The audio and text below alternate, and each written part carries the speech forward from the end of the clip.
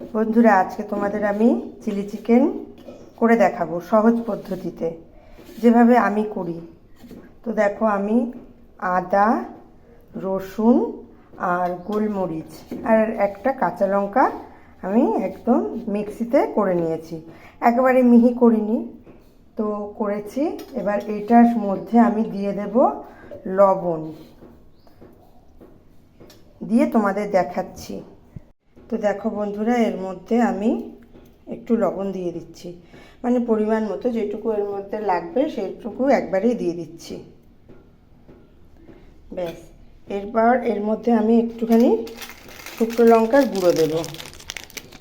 বন্ধুরা, অনেকেই আছে যে চিলি চিকেন একদম হাড় ছাড়া খেতে ভালোবাসে, কিন্তু আমার হাড় থাকলে আমার ভালো লাগে, কারণ আমি একটু অন্যরকমভাবে করি, সেই জন্য। তো দেখো, এটা দিয়ে আমি দিলাম মানে কাশ্মীরি লঙ্কার গুঁড়ো একটু কালারের জন্য দিয়ে, এবার এটাকে আমি মানে মেখে রেখে দেবো ঘন্টাখানিক।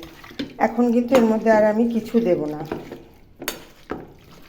যে ভালো করে লবণ আর এগুলো ভালো করে মাখিয়ে রেখে দেব, তারপরে তোমাদের আমি দেখাচ্ছি।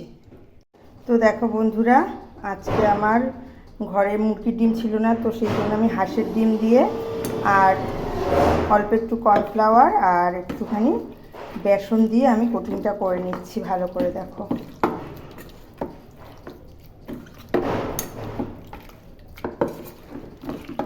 মুরগির ডিম দিলে ভালো হয়, তো ছিল না, তো হাঁসের ডিম দিয়েই করলাম।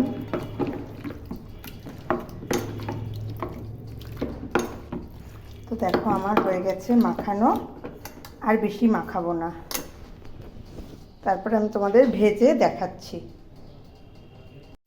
তো দেখো বন্ধুরা, আমরা তো সাধারণত চিলি চিকেন এরকম আলাদা করে ভেজে ভেজে তুলে তারপরে তো করি, কিন্তু আমি আজকে এভাবে না। এবার আমি ওই তেলের মধ্যে জাস্ট একটু চিকেনগুলো দিয়ে একটু ভাজা ভাজা করেছি।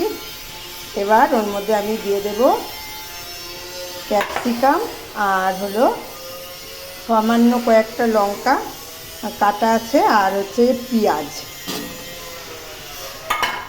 ব্যাস, এটা দিয়ে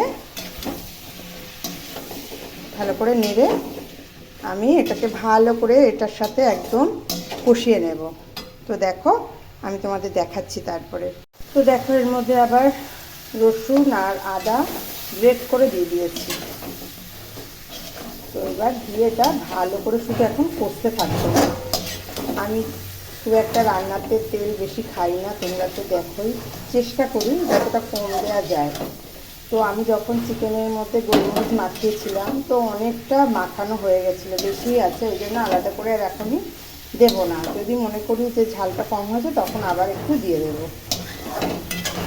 তো দেখো, এভাবে হতে থাকবে। তারপরে আমি যেটা সসগুলো দেবো সেটা আমি একটু গুলে নিই। দেখো, এটা অনেকটা হয়ে গেছে। তো এরপরে আমি গ্যাসটা একটু কমিয়ে দেব, তা নাহলে না ধরে ধরে যাবে তলাটায়। তো কমিয়ে দিলাম। আর দেখো, আমি সেজওয়ান যে ইয়েটা হয় না, চাটনি যেটা হয় সেজওয়ানের, ওইটা এর মধ্যে দিয়েছি, আর দিয়েছি এর মধ্যে টমেটো সস আর সয়া সস দিয়ে ভালো করে এটা পেস্ট করেছি। চিলি সসটা দিইনি কেন, আমার মেয়ে বেশি ঝাল হলে খেতে চায় না। অলরেডি আমি এর মধ্যে যেহেতু কাঁচা লঙ্কা দিয়েছি চিড়ে, মানে কুচি করে দিয়েছি, সেই জন্য আর দিলাম না। তো দেখো, এর মধ্যে দিয়ে দিলাম। তো এবার এটাকে আমরা ধিমে আঁচে করতে থাকবো।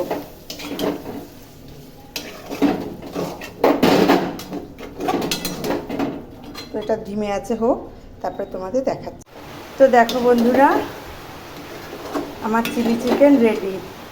তো তোমরা একবার এই রকমভাবে করে দেখো, এটা রুটি, ফ্রাইড রাইস ওর সাথে ভীষণ ভালো লাগে। কারণ সবাই তো আমরা করি যে আলাদা আলাদা করে তেলে ভেজে তারপরে তো আমরা একটা সস তৈরি করে তার মধ্যে দিই, কিন্তু তোমরা এইভাবে একবার করে দেখো, ভীষণ সুন্দর হয়। আর এই যে দেখো, সব চিকেন কিন্তু সেদ্ধ হয়ে গেছে। তো বন্ধুরা, আমার এই সহজ রেসিপিটা যদি তোমাদের ভালো লেগে থাকে, তাহলে একটা লাইক কমেন্ট করে দিও।